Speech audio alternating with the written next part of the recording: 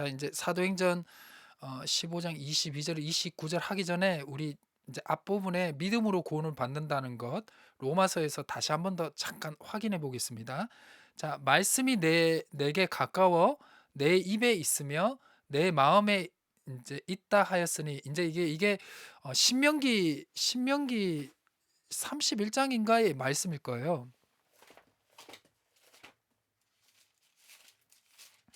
그 이제 율법을 다 맞죠? 신명기 31장이 아니라 신명기 30장 14절, 제가 엄청 좋아하는 말씀입니다. 신명기 30장 14절의 말씀인데, 하나님께서 모세를 통해서 말씀을 주셨는데, 이게 어려운 게 아니다. 이게 어려운 게 아니라는 거예요. 그러니까 이 말씀이 내게 너무 가까이 있으니까 너희가 이 말씀을 이제 지키기 쉽다. 그러니까 어떻게 말씀이 가까이 있다는 것은 하나님이 너희와 함께 한다는 말씀 또한 해석이 가능한 것 같습니다. 그래서 이게 이제 바울이 이 신명기서 30장 14절의 말씀을 인용을 해서 이제 이 뒤에 믿음으로 구원을 받는다는 것, 하나님이 말씀이 가까이 있다. 그 하나님이 우리와 함께 하신다. 성령님이 나와 함께 한다라는 것을 이제 빗대어서 설명하시면서 믿음으로 구원을 받는다는 메시지를 전하는데요. 자, 우리가 전파하는 믿음의 말씀이다. 어려운 게 아니다. 즉 이게 어려운 게 아니다보다는 하나님이 우리와 함께 하신다는 게 더 좋은, 그러니까 더 쉬운 해석이죠. 자, 내가 만일 내 입으로 하나님 너와 함께하고 너와 함께 하시는 하나님이 너에게 말씀을 하니까, 그 말씀이 뭐냐? 베드로가 늘 설교를 하고 바울이 설교를 했던, 이제 베드로는 고넬료에게 설교를 했고 바울은 비시디아 안디옥, 그다음 그 이후에 모든 설교에서 했던 예수 그리스도의 십자가의 구원, 부활, 속죄함, 그것을 네 입에서 듣고 너희가 믿음으로 시인을 하면 구원을 받을 수 있다는 거예요. 그래서 예수를 주로 시인을 하며, 또 하나님께서 너희가 죽은 자 가운데 살리신다는 거, 이거 부활이죠. 내 마음으로 믿으면, 아이고 이건 좀 다르게 했어야 되는데, 구원을 받는다. 사람이 마음으로 믿음에 이르고 입으로 신하여 구원 얻는다. 어떻게 보면 이게 핵심이요. 이거죠. 하나님이 말씀이 가까이 있다. 즉 하나님이 너와 함께한다. 함께한다. 하나님이 너와 함께하시면 너가 당연히 믿을 수밖에 없죠. 네. 그래서 믿음으로 구원을 받는다는 것을 이렇게 로마서에서 이렇게 설명을 해주고 있습니다. 앞으로 다시 넘어갈까요? 일단 사도행전으로 넘어가야 되죠. 행 15장 22절. 자, 그래서 여기도 요즘은 참 이런 게 잘 돼 있어요. 이방인 신자에게 보내는 편지. 이거는 하나님 말씀 아니죠? 예, 이후에 출판 이후에 이제 덧붙여 준 거죠. 더 쉽게 하기 위해서. 절도 마찬가지입니다. 절도 종교개혁 이후에 코텐베르크에 의해서 이제 이게 인쇄술이 발달을 하면서 이후에 출판업자들이 이거를 쉽게 하기 위해서 이 장과 절을 붙인 겁니다. 원래는 장과 절이 없었어요. 네, 장과 절이 없었습니다. 네. 그래서 장과 절로 나누는 것도 뭐 그렇게 썩 좋은 건 아닙니다. 이거는 우리를 이해를 돕기 위해서 한 거지. 네, 그러니까 장절 이거는 하나님 말씀은 아닙니다. 원래 정확하게 하면 여기 쉽게를 얻기 위한 거죠. 자, 이에 사도, 장로, 온 교회가 그 중에 사람을 택하여. 자, 여기서 중요한 게 이 예루살렘 교회의 지도층, 이거였다는 거죠.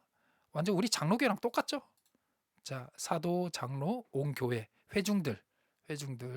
자, 사도와 장로들은 당이라고 볼 수도 있겠죠.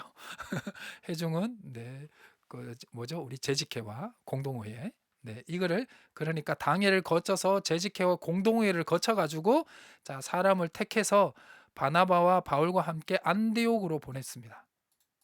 자, 안디옥으로 보냈습니다. 결정하니 곧 형제 중에 누구냐? 바사바라 하는 유다와 실라를 보냅니다. 그 편에 편지를 붙이죠. 자, 사도와 장로된 형제들은 안디옥과 길리기아에 있는 이방인 형제들에게 문안한다. 들은즉 아까 했었죠. 우리 가운데 어떤 사람들이 우리의 지시도 없이, 그러니까 우리 결정이 아니고 이 결정문이 우리의 진짜 결정문이다. 라고 하는 거예요. 그러니까 이 결정 때문에 우리가 믿음으로 구원을 받는다는 게 이후에 이제 퍼지게 된 겁니다.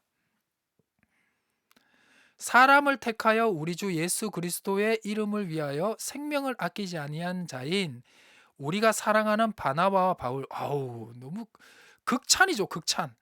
극찬입니다. 극찬. 예수 그리스도의 이름을 위해서 생명을 아끼지 아니했죠.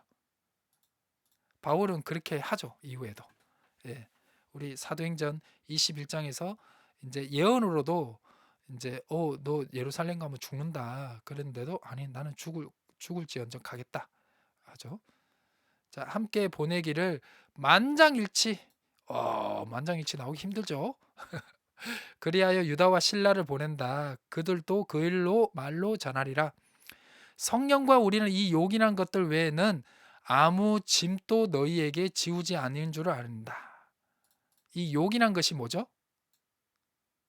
이 요긴한 것이 이거죠. 아까 얘기했던 우상의 제물, 피와 목매은 것, 음행 멀리해라. 요 네 가지만 좀 너희 지켜줄래? 네, 좀 평안하기를 원한다. 자, 잘 되고 평안하기 원한다. 요렇게 이제 보냈습니다. 자, 그리고 다시 앞으로 갈까요? 자, 이제 결의문이죠. 22절에서 29절. 결의문 각 지역 선교지로 이제 보내게 되는데 어느 지역이었죠? 아까 전에가 조금 전에가 맞죠? 조금 전에가 맞죠? 자, 여기 보면 아까 있었는데 어디였죠? 여기 있다. 23절. 자, 안디옥, 수리아, 이제 길리기아. 요렇게 뭐지? 첫 번째로 찾은 곳은 서교동에 있는 쿠키펍입니다. 알았어요. 여기는 어떤가요? 알았다. 네, 시리가 움직였네요. 네. 잠깐만요. 예, NG입니다. 네, 여기 안디옥, 수리아, 길리기아 이거 보이죠? 23절에 이렇게 여러 지역에 보냈다는 겁니다.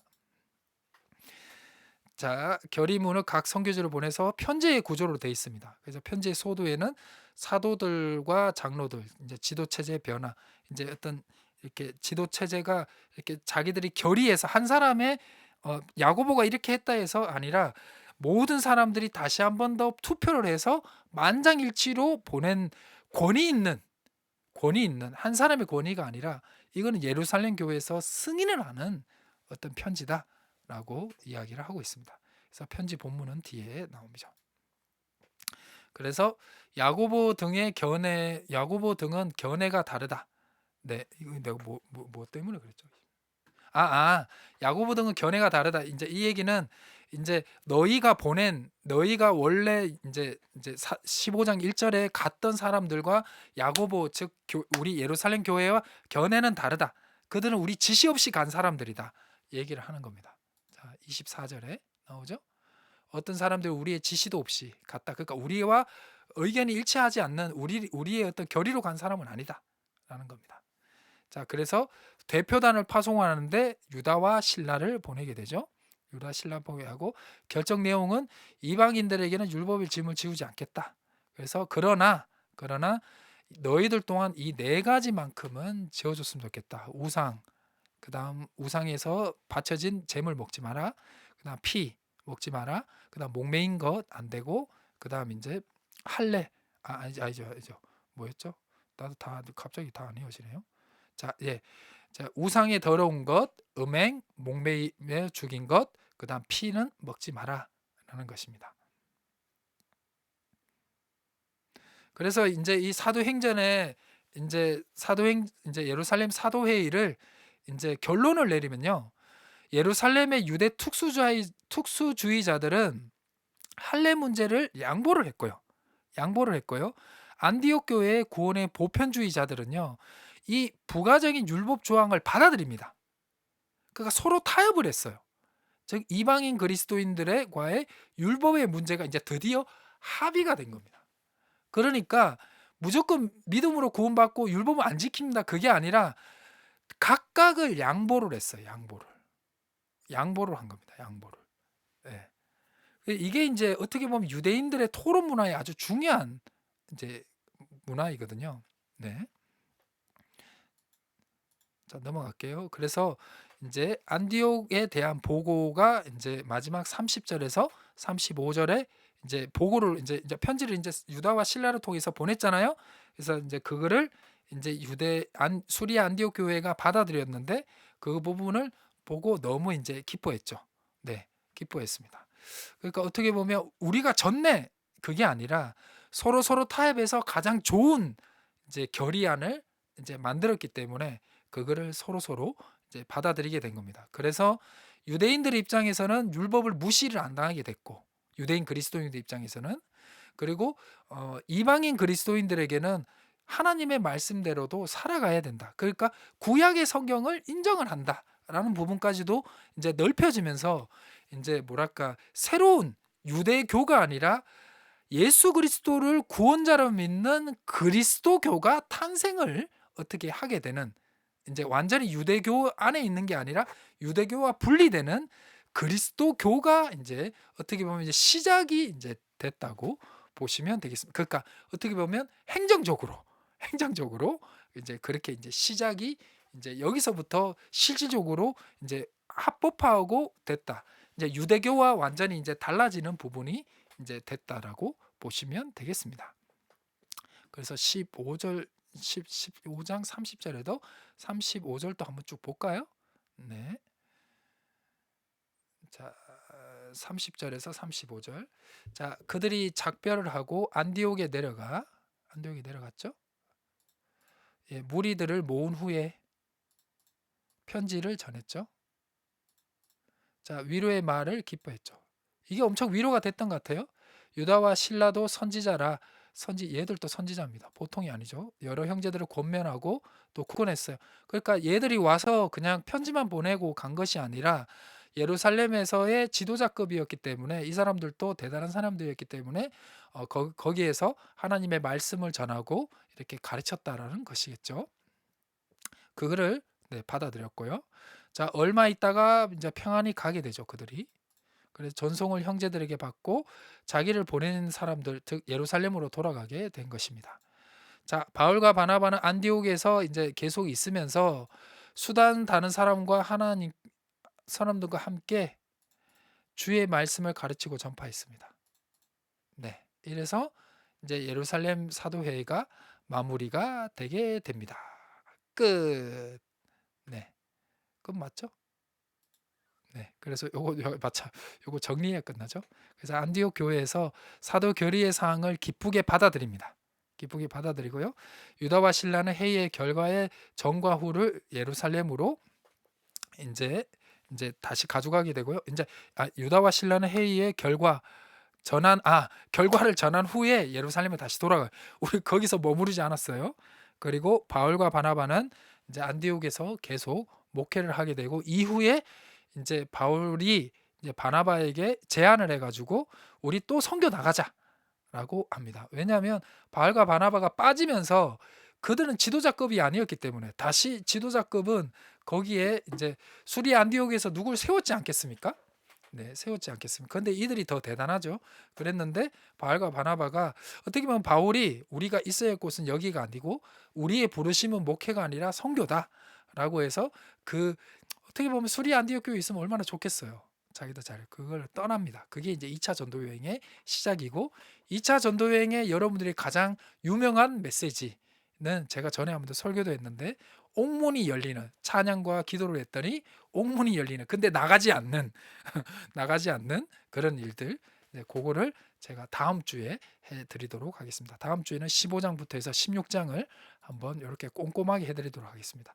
그래서 사도의 정리가 더 있네요. 이제 이게 마지막이네요. 자, 초대교회 최초의 공의이고요. 교회의 통일성을 이룬 아주 좋은 그겁니다. 좋은 이렇게 사도회의였습니다. 그다음 바울의 이방 선교와 고온의 보편주의가 인정이 됐고요. 초대 기독교의 중심인 예루살렘에서 바울 공동체로 이제 선교 공동체, 이제 이방인 그리스도인 쪽으로 조금 아까 무게추가 조금 이제 옮겨지게 되는 이제 그게 됩니다. 그래서 세계 교회사도 이제 배우게 되면 이 예루살렘의 신앙 공동체 유대인들 율법을 무조건 잘 지켜야 된다고 좀 가지고 생각을 가지고 있었던 그 이제 유대인 그리스도인들은 선교가 지지부진하게 됩니다. 이후에. 그러나 바울의 그 구원의 보편성을 제일 중요시 여기고 예수 그리스도의 은혜를 받은 자만이 하나님의 뜻대로 살아갈 수 있다라는 그 구원의 보편주의를 가지고 있는 바울의 공동체, 바울의 선교 공동체가 계속해서 뻗어나가게 되죠. 계속 뻗어내고 그게 이제 우리나라까지 이제 돌아오게 되는 것입니다. 네, 수고하셨습니다.